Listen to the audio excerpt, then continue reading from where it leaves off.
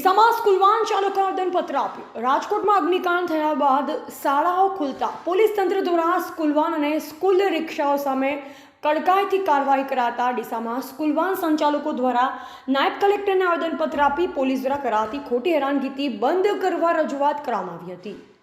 Rajkot game ઝોનમાં થયેલ અગ્નિકાંડ બાદ સરકાર દ્વારા ફાયર સેફટીના મુદ્દાને લઈ એક્શન લેવામાં આવી રહ્યા છે, જેમાં હવે નાના બાળકોને સ્કૂલે લઈ જતી સ્કૂલ વાન અને સ્કૂલ રિક્ષામાં પણ સીએનજી કીટ હોવાથી ફાયર સેફટીનો મુદ્દો અગત્યનો બન્યો છે, જેમાં પોલીસ હવે સ્કૂલ વાનની પરમિટ કયા પ્રકારની છે, તેમની પાસે આરટીઓ રજિસ્ટ્રેશન, ફિટનેસ સર્ટી, વીમો, પીયુસી, લાયસન્સ સહિતના કાગળો છે કે નહીં તેની બારકાઈથી ચકાસણી કરી રહી છે, જેથી અનેક સ્કૂલ વાનો ટેક્સી પરમિટ ન હોવાથી ખાનગી પરમિટ હોવાથી તેઓને હેરાનગતિ ભોગવવાનો વારો આવે છે। જેથી આજે ડીસાના સરદારબાગ સ્કૂલ વાન એસોસિએશન દ્વારા બેઠક યોજી હતી। ત્યારબાદ પોલીસ દ્વારા થતી ખોટી હેરાનગતિ સામે ડીસા નાયબ કલેક્ટરને આવેદનપત્ર આપવામાં આવ્યું હતું।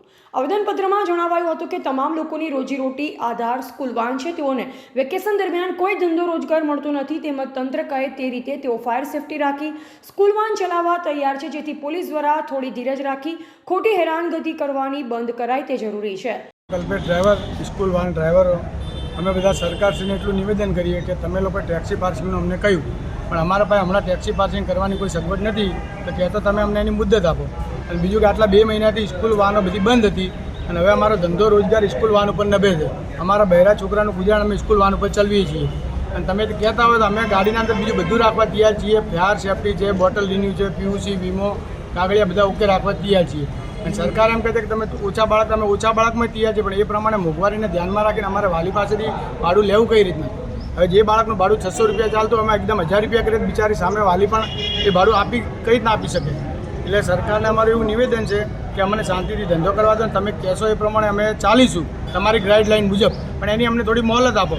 અને ખોટી રીતે ગાડીઓ ડિટેન કરો તો તમે 10,000 15,000 દંડ ફટકારો તો બિચારો આમ માણસ ગાડી બી ખોવે, પૈસા એની જોડે હોય નહીં, તે કઈ રીતના ચલાવી શકીએ અમે? એટલે થોડું સરકારને એટલું ધ્યાન દોરીએ કે ભાઈ અમને શાંતિથી ધંધો કરવા દે અને તમે કહેશો એ પ્રમાણે તમારી ગાઈડલાઈન પ્રમાણે અમે ચાલીશું અને ખોટી રીતે કોઈ ગાડીવાળાને હેરાન ના કરે, એટલી સરકારને પોલીસ શ્રીને અમારી નમ્ર વિનંતી। અહેવાલ અમૃત માળી, સવર્ણ ભારત ન્યૂઝ, ડીસા।